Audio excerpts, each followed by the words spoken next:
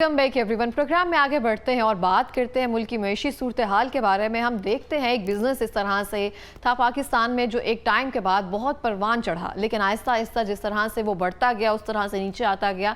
इस पर बहुत ज़्यादा जो मसाइल जो हैं वो कुछ इस तरह से थे, फेक प्रॉपर्टीज़ से लेकर फेक फाइल से लेकर सोसाइटीज़ बहुत ज़्यादा बनना शुरू हो गई और रियल इस्टेट का जो काम है पाकिस्तान में कहीं ना कहीं आहिस्ता आहिस्ता ज़वाल पजीर होता गया। लेकिन इकनॉमिक सूरत हाल में पाकिस्तान में ये किस तरह से अपना किरदार अदा कर रहा था और मज़ीद इसको किस तरह से बेहतर किया जा सकता है, इस हवाले से बात करेंगे। हमारे साथ स्टूडियो में मौजूद हैं जनाब ताहिर मसूद साहब, जो कि ऑल लाहौर रियल्टर्स एसोसिएशन के प्रेसिडेंट हैं। अस्सलाम वालेकुम, कैसे हैं आप? बहुत शुक्रिया प्रोग्राम में आने के लिए फर्स्टली।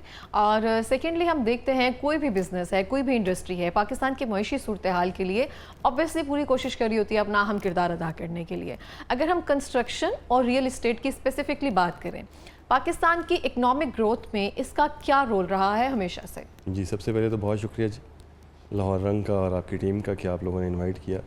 किसी भी मुल्क की मैशियत में जो रियल स्टेट और कंस्ट्रक्शन है बहुत इंपॉर्टेंट रोल अदा करती है। जिसकी एग्जांपल मैं देखूँगा, कोरोना में आपने देखा होगा तकरीबन पाकिस्तान की जो मैशियत है वो सिर्फ कंस्ट्रक्शन के एक पैकेज के ऊपर बेस कर रही थी, क्योंकि ये इंटरलिंक है 40 इंडस्ट्रीज़ के साथ, जिसमें आपकी सिरेमिक्स है, सरिया है, ईंटें हैं, उसके अलावा जितने भी आपकी एसेंट्री और बिजली की चीज़ें हैं, ये तमाम की तमाम इंटरलिंक है आपके कंस्ट्रक्शन से। जब कंस्ट्रक्शन चलती है तो ये 40 इंडस्ट्रीज़ फ्लो करती हैं और फ्लरिश करती हैं।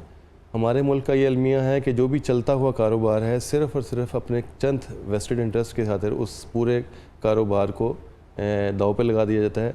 और इसका सबसे जो मेन मैं कॉज समझता हूँ कि कोई भी रूल्स, कानून या कोई भी ऐसी चीज़ें जो आप फाइनलाइज़ करते हैं तो आप स्टेक होल्डर्स को बुलाएं, उनकी मुशावरत से चीज़ें हैं। ऑल ओवर द वर्ल्ड ये होता है कि अगर आपने कोई भी पॉलिसी बनानी है तो सबसे पहले जो इंटरलिंक हैं स्टेक होल्डर्स, उनके साथ मुशावरत की जाती है और उसके बाद असूल वज़ा किए जाते हैं।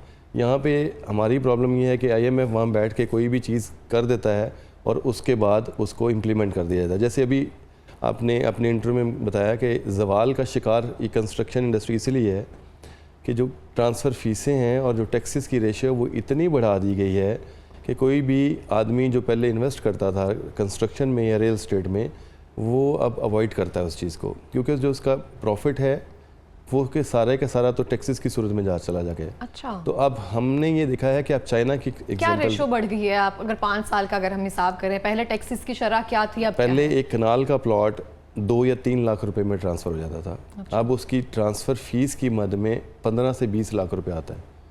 अब आप ये किसी पोश एरिया की बात की जा रही है? अब जितने भी हैं, जब चाहे पोश एरिया नहीं भी हैं, जो आपके अंदरून शहर में हैं, वहाँ पे तो प्राइसेस ज़्यादा हैं वैसे भी। तो आप ये देखें कि चाइना ने ग्रो किया है तो उन्होंने माइक्रो इकनॉमिक्स के ऊपर जाके अपने आप को बेस किया है। माइक्रो इकनॉमिक्स मीन कि आप क्वांटिटी बढ़ाते हैं। जब आप क्वांटिटी बढ़ाएंगे तो टैक्सेस कलेक्शन डेफिनेटली ज़्यादा होगी। अगर आप 10 लोगों से 100 रुपया ले रहे हैं और अगर आप 100 लोगों से 10 रुपया लेंगे तो अमाउंट उतनी आएगी, लेकिन वो जो 90 चूल्हे बंद हो जाते हैं ना, उसका ज़िम्मेदार कौन है? हमने गवर्नमेंट से यही कहा है कि हम मुहब्बे वक़्त पाकिस्तानी हैं, हम टैक्सेस देना चाहते हैं, हमारे साथ बैठें तो सही। चीज़ें जब आप बैठते हैं, स्टेक होल्डर्स बैठते हैं, तो डेफिनेटली दोनों तरफ से विन विन सिचुएशन आ जाती है। आप डिस्कशन में बहुत सी ऐसी चीज़ें फाइनलाइज़ कर सकते हैं जो कि मुल्क के लिए भी, इस इंडस्ट्री के लिए भी, और जो टैक्स कलेक्शन उसके लिए भी बेनिफिशियल होंगी। लेकिन यहाँ पे ये है, विदाउट किसी मुशावरत, विदाउट किसी प्रॉपर स्टडी के चीज़ें इम्पोज की जाती हैं और जब उसके साइड इफ़ेक्ट्स आते हैं तो उसके बाद फिर लोग देखते हैं। क्योंकि अब इस टाइम पिछले 2-3 साल में फ़्लाइट ऑफ कैपिटल पाकिस्तान से तकरीबन 90% जो इन्वेस्टर उन्होंने अपना पैसा दुबई में शिफ्ट कर दिया। अब उससे नुकसान किसका हुआ? अब उसका नुकसान क्या हुआ? पाकिस्तान में इंडस्ट्री बढ़ती जा रही है, आपकी सीमेंट इंडस्ट्री बढ़ती जा रही है, आपकी सीमेंट इंडस्ट्री बढ़ती जा रही है, आपकी सिरेमिक इंडस्ट्री बढ़ती जा रही है। और प्लस देखें, एक जब घर बनता है तकरीबन 100 से 150 मज़दूर उस घर के साथ अटैच होता है, तो वो तमाम लोग अपने घर में रिस्क लेके जाते हैं। तो 1-2 चीज़ों के गलत डिसीजन की वजह से आपने इस पूरी इंडस्ट्री को बिल्कुल ज़बूं हाली का शिकार कर दिया। और सबसे मैं इंपॉर्टेंट चीज़ों कि किसी भी मुआशरे में जो आपकी फ़ॉरेन रेमिटेंस है वो मेन किरदार अदा करती है। हमारे पाकिस्तान में कोई भी बंदा, वो किसी भी कंट्री में है, वो जब पाकिस्तान में अपना पैसा भेजता है तो उसके पास सिर्फ कंस्ट्रक्शन और रियल एस्टेट के अलावा वो कहीं पे भी अपनी इन्वेस्टमेंट नहीं कर सकता, क्योंकि वो वहाँ बैठा हुआ है, यहाँ पे उसको बिजली, गैस और ऐसी प्रोडक्शन की कोई भी चीज़ वो नहीं लगा सकता। तो वो आमतौर पे रियल एस्टेट में या कंस्ट्रक्शन में अपना पैसा लगाता है। उसने भी अपना पैसा اس کی ریزن ہے کہ جب آپ کو ریٹرن نہیں ملے گا تو آپ اپنا پیسہ کیوں انویسٹ کریں گے. اب دبئی دیکھیں, دبئی میں کوئی آپ کو وہاں پہ کوئی زراعت نظر نہیں آئی, کوئی صرف اور صرف کنسٹرکشن بیس کے اوپر اور ریل اسٹیٹ کے اوپر انہیں اپنا پورا ملک اٹھا دیا ہے. اور اب آپ پاکستان کے تقریباً 90% انویسٹرز جو ہیں وہ اپنی تمام کی تمام اماؤنٹ جو ہے وہ دبئی میں شفٹ کر رہے ہیں. ایسے جیسے ہم دیکھتے جائیں کپڑے کی بہت زیادہ انڈسٹری یہاں پہ پاکستان میں موجود تھی, ہب تھا فیصل آباد, ڈفرینٹ انڈسٹریز تھی, وہ بھی بند کر دی گئی تھی صرف اس وجہ سے, بہت ساری چیزوں کی وجہ سے. اس کی صرف دیکھیں نا, جو آپ کو ٹیکسٹائل تھا وہ اب بنگلہ دیش ہم سے بہت پیچھے تھا ٹیکسٹائل میں. کوٹاز کا پرابلم دیکھ لیں, اس کے علاوہ ہماری جو ایکسپورٹ ہے اس میں بہت سی پابندیاں لگیں. تو بنگلہ دیش جیسا ملک جو کہ میرے خیال میں 10% تھا اور ہم 90% پہ تھے, اب ریورس ہو گیا ہے. اب آپ کی 10% ایکسپورٹ رہ گئی اور 90% ایکسپورٹ جو ہے وہ بنگلہ دیش کر رہا ہے. اور وہاں پہ کوئی اتنا پراپرلی انفراسٹرکچر بھی نہیں ہے, لیکن صرف کیا گورنمنٹ سپورٹ کرتی ہے. کسی بھی ملک میں آپ چائنا دیکھ لیں, اگر وہاں پہ وہ اس پورے ملک نے فلرش کیا ہے تو اس کے پیچھے گورنمنٹ ہے, اور گورنمنٹ اپنے جتنے بھی بزنس یا اسٹیک ہولڈرز ہیں ان کے ساتھ کھڑی ہوتی ہے اور ان کو فیسیلیٹیٹ کرتی ہے. بالکل. اچھا ہم دیکھتے ہیں جیسے آپ نے کہا کہ جو ٹیکسز کی شرح ہے وہ بڑھتی جا رہی ہے, 19 سے 20 لاکھ روپے صرف آپ کو ٹرانسفر کرنے میں لگ جاتا ہے. اس کے علاوہ اور کون سا ایسا ریزن ہے جس کے بعد یہ انڈسٹری جو ہے نیچے آتی جا رہی ہے؟ ایک تو فرسٹلی ٹیکسز ہوگی, سیکنڈ کیا ریزن ہے؟ میجر ریزن ٹیکسز ہی ہیں. میجر یہی ہے. اس کے علاوہ سب سے بات جو مین چیز ہے, پاکستان میں پہلے بھی دیکھیں ہم 70 سال سے یہ ملک چلا رہے ہیں, ڈرا بیکس ہیں. بینگ اے پاکستانی ہمیں اس چیز کو ایکسیپٹ کرنا چاہیے. اب ڈرا بیک کا حل یہ نہیں کہ اب 70 سال کی برائی کو آپ 70 دنوں میں ٹھیک کر لیں. اب جو بندے ہیں جو پراپرلی ڈاکومنٹڈ نہیں ہیں پاکستان میں, آپ ان کو ٹائم دیں, آہستہ آہستہ فیسیلیٹیٹ کریں ان کو. جو ٹیکس پیئر ہے اس کو آپ فیسیلیٹیٹ کریں. اب ہو کیا رہا ہے کہ آپ نے ایک دم اسٹک پکڑ لی ہے اور آپ نے انویسٹیگیشن سٹارٹ کر دی. اب بینک اکاؤنٹ کھلوانے جاتے ہیں یا پے آرڈر بنوانے جاتے ہیں تو جو بینک مینیجر ہے ہی ایکٹ لائک اے SHO. وہ آپ سے اتنی انویسٹیگیشن کرتا ہے کہ آپ یقین مانیں, being a part of this field ہم لوگ کئی دفعہ ریلیکٹنٹ ہو جاتے ہیں کہ کوئی چیز نہ لیں. تو جو اوورسیز پاکستانی ہیں وہ کیوں اپنی جان جو ہے وہ شکنجے میں پھنسائے گا. اتنی کمپلیکیشنز کر دی گئی ہیں آل اوور دا ورلڈ. جو ٹیکس پیئر رہتا ہے ان کو فیسیلیٹیٹ کیا جاتا ہے, ان کو انسینٹیو دی جاتے ہیں اور ان کو اٹریکٹ کیا جاتا ہے کہ وہ یہاں پہ پیسے اپنے آپ کو ٹیکس سسٹم میں لے کے آئیں. یہاں یہ پرابلم ہے, جو نہیں دیتے وہ نہیں دیتے, جو دیتے ہیں ان کو دبوچ لیا جاتا ہے اور ان سے اس طرح کوسچن کیے جاتے ہیں. میرے خیال میں جو سب سے مین فیکٹر وہ یہی ہے, جو فیئر اور جو ایک ڈر بٹھا دیا گیا لوگوں کے ذہنوں میں, اماؤنٹ کہاں سے آئی, آپ نے کہاں سے پیسے لیے آپ نے. ایون جو اوورسیز پاکستانی ہیں ان کے اوپر, لیکن یہ تو ایک پروسیس ہے نا. اگر وہ جن کے پاس ہے, جیسے ہوتا ہے نا کہ امیر اور غریب میں جو ہم فرق کرتے ہیں انصاف کے حوالے سے, تو یہ ایک پروسیس ہے. چاہے وہ بینکنگ سسٹم کا ایک پروسیس ہو کہ انہوں نے پوری ڈیٹیلز لینی ہے. جیسے پہلے نادرا کا سسٹم تھا وہ اتنا کمپیوٹرائزڈ نہیں تھا. بہت سارے لوگ تھے جو اپنی مرضی کے مطابق عمر لکھ کے وہاں پہ انٹر کروا دی. اب میں بہت زیادہ کیسز دیکھ رہی ہوں وہاں پہ سامنے آ رہے ہیں جن میں شناختی کارڈ بلاک اس لیے کیے گئے ہیں یا بنوائے نہیں جا رہے ہیں. وہ یہ ہے کہ ایک بھائی کی ایج دوسری بھائی کی ایج میں کوئی ڈیفرنس نہیں ہے, 3 ماہ کا 4 ماہ کا ڈیفرنس آ رہا ہے کیونکہ وہ سیم سن جو ہے وہ لکھ دیا گیا. اب سب چیزیں کمپیوٹرائزڈ اگر ہم کرنا چاہتے ہیں, اگر ہم اس چیز کو پراپر ایک ڈاکیومنٹیشن میں لے کر آنا چاہتے ہیں, تو وہ سوال کہاں سے کون سی چیز آئی ہے, وہ تو ایک پروسیس ہے نا. اس میں کیا ڈیفیکلٹی؟ میں وہی آپ سے بتا رہا ہوں کہ یہ پروسیس ایسا ہے کہ جو آپ کا ID کارڈ ہے اس میں آپ کوئی بھی چیز پاکستان میں بائی کرتے ہیں یا کہیں پہ بھی آپ ایکٹیویٹی کرتے ہیں, وہ پورا ریکارڈ نادرا کے پاس بھی ہے اور FPR کے پاس بھی ہے. جب آپ کے پاس تمام چیزیں آن ریکارڈ ہیں تو آپ ایک بندے کو بلا کے اس کو خوف میں کیوں مبتلا کرتے ہیں؟ یا تو آپ کے پاس چیزیں نہ ہوں. جب آپ کے پاس چیزیں ہیں, آپ کے پاس وہ تمام فیسیلیٹیز ہیں جو ٹرانسفر کے وقت تمام جتنے بھی ادارے ہیں وہ انوالو ہوتے ہیں, اور اس کے پاس تمام چیزیں آن ریکارڈ ہیں, ان کے پاس موجود ہوتی ہیں. آپ اپنا ID کارڈ نمبر دیں, آپ کے پاس کتنی سمز ہیں, آپ کے پاس کتنے پلاٹس ہیں, سب آپ کی چیزیں ہیں. تو آپ ایک اوورسیز پاکستانی ہے, ایک جو بائی کر رہا ہے, اس کو یہ تمام چیزیں دوبارہ سے کیوں پوچھتے ہیں؟ جب آپ پوچھتے ہیں اوبیسلی تو آپ اس کو ایک ڈر میں مبتلا کر دیتے ہیں جس کی وجہ سے وہ ریلیکٹنٹ ہوتا ہے. کوئی بھی اکانومی جب آپ اس کو ایز کریں گے, تو وہ چیزیں وقت کے ساتھ ساتھ صحیح ہوں گی.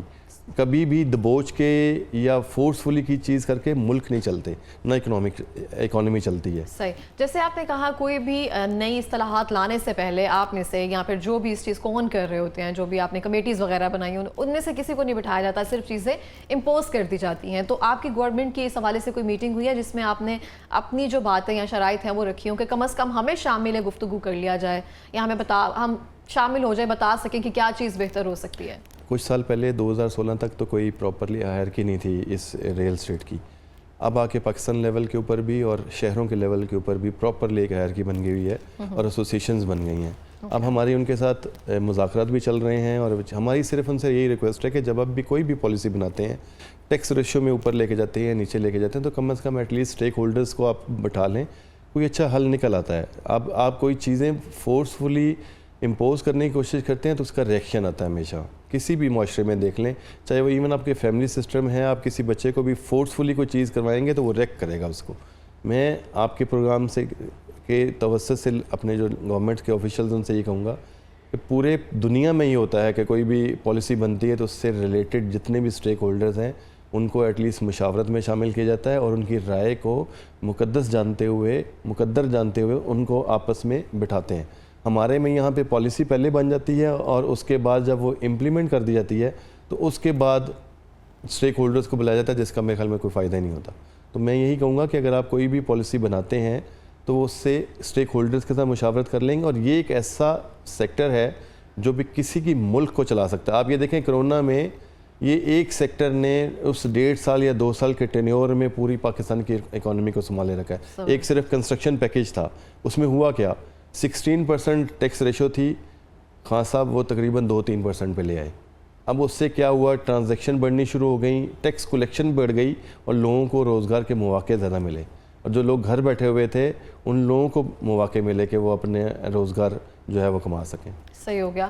اچھا, جیسے آپ نے کہا ٹرانسفر کی وجہ سے یا جو ٹیکس وغیرہ ہیں ان کی شرح بڑھا دی گئی ہے تو وہ پرابلمٹک ایک تو چیز ہے وہ پاکستان کی اکانومی میں.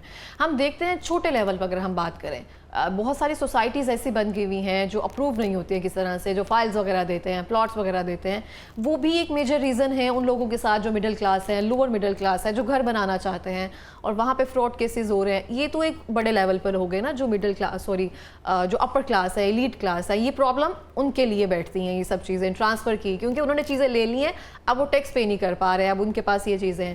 لیکن جن کے ساتھ شروع میں اسکیم ہو رہا ہے سوسائٹیز کے ساتھ, ان کو بھی تو کچھ کرنے کی ضرورت ہے. میں نے پہلے جیسے آپ کو بتایا کہ ہم کوئی بھی پالیسی بنانے یا امپلیمنٹ کرنے سے پہلے سوچتے نہیں ہیں. کوئی بھی ہاؤسنگ پروجیکٹ آئے تو اس کی پراپرلی پہلے اپروول ملنی چاہیے. اس کے پاس لینڈ اویلیبل ہے, کتنے پلاٹ وہ سیل کرنا چاہتا ہے, کتنی اس کے پاس لینڈ, اور اس کے بعد پراپرلی اپروول ہونی چاہیے. یہاں ہوتا کیا, سوسائٹی پہلے لانچ ہو جاتی ہے, اپروول بعد میں ہوتی ہیں اور پیسے پہلے لیے جاتے ہیں. اور اس میں پھنستا کون ہے, وہ بندہ جس نے ایک سیلریڈ کلاس ہے, اس نے اپنی انسٹالمنٹ میں گھر لینے کے لیے اپنا ایک خواب سجایا ہوا ہے, وہ بندہ اس میں پھنس جاتا ہے. اور اس کی بھی ریزن یہی ہے کہ گورنمنٹ نے کوئی پراپرلی پالیسی نہیں بنائی. جو بندہ آج میں اٹھ کے 500 کنال جگہ لوں اور 5000 کنال بیچ دوں, کوئی پوچھنے والا نہیں ہے. میں یہی آپ سے کہہ رہا تھا کہ کوئی بھی چیز آپ امپلیمنٹ کرنے سے پہلے یا اس کو اپروول دینے سے پہلے وہ ایک ڈو پروسیس جو ہے وہ تمام کا تمام ہونا چاہیے. ہمارے میں یہ ہے کہ جب چیزیں خراب ہو جاتی ہیں اس کے بعد ان کو ٹھیک کرنے کی کوشش کی جاتی ہے. اب آپ دیکھیں ایل ڈی اے میں دیکھیں جتنے بھی یہاں پہ مین روڈز کے اوپر پلازاز ہیں, ابھی پیچھے ڈیمالش ہو رہے ہیں یہ وہ, تو وہ بنانے کیوں دیے گئے؟ جب وہ بن رہے تھے اس وقت کیوں نہیں روکا گیا؟ اس وقت ایسی پالیسی کیوں نہیں بنائی گئی کہ وہاں پہ پراپرلی اپروول کے ساتھ وہ بندہ بنائے؟ اس وقت تمام آنکھیں بند ہوتی ہیں, تمام چیزیں. جب اس میں 100 یا 500 کے قریب وہ بیچارے جنہوں نے اپنی جمع پونجی لگا کے اس پلازا میں دکان یا وہ چیز لی جاتی ہے, اس کے بعد اس کو ڈیمالش کر دیا جاتا ہے. کراچی میں بھی ہوا ہے, ایک بہت بڑا پلازا تھا, اس کو ڈیمالش کر دیا گیا. تو کون اس کا رسپانسیبل کون ہے؟ ایک بندے نے اپنا پیٹ کاٹ کے وہاں پہ ساری اپنی اماؤنٹ لگائی ہے. تو اٹس مین کا آپ کی پالیسیز کا فقدان ہے نا, کہ آپ نے پہلے جب وہ بن رہا ہوتا ہے یا برائی پنپ رہی ہوتی ہے اس وقت آپ نے آنکھیں بند کی ہوتی ہیں. جب وہ برائی بالکل ایک جن کی صورت اختیار کر لیتی ہے آپ اس کو ڈیمالش کر دیں. اور اس میں پھر کیا ہوتا ہے کہ جو مین بڑا انویسٹر ہے وہ نکل چکا ہوتا ہے, جو ایک غریب آدمی ہے جس نے اپنی پے سے اپنا پیٹ کاٹ کے وہ چیز لی ہے, سفر وہ کرتا ہے. بالکل ایسے ہے. لاسٹ منٹ میں کوئی پیغام دینا چاہیں گے؟ میں آپ کے توسط سے یہی کہوں گا کہ ہماری کنسٹرکشن اور ریل اسٹیٹ یہ ایک ریڑھ کی ہڈی کی حیثیت رکھتا ہے کسی بھی ملک میں. پاکستان نے اگر فلرش کرنا ہے تو اس سیکٹر کو جتنا فیسیلیٹیٹ کریں گے, اسٹیک ہولڈرز کے ساتھ بیٹھ کے اچھی پالیسیز بنائیں گے, تو میں یقین دلاتا ہوں اگر دبئی فلرش کر سکتا ہے تو پاکستان بھی فلرش کر سکتا ہے. بہت شکریہ پروگرام میں آنے کے لیے, تھینک یو سو مچ.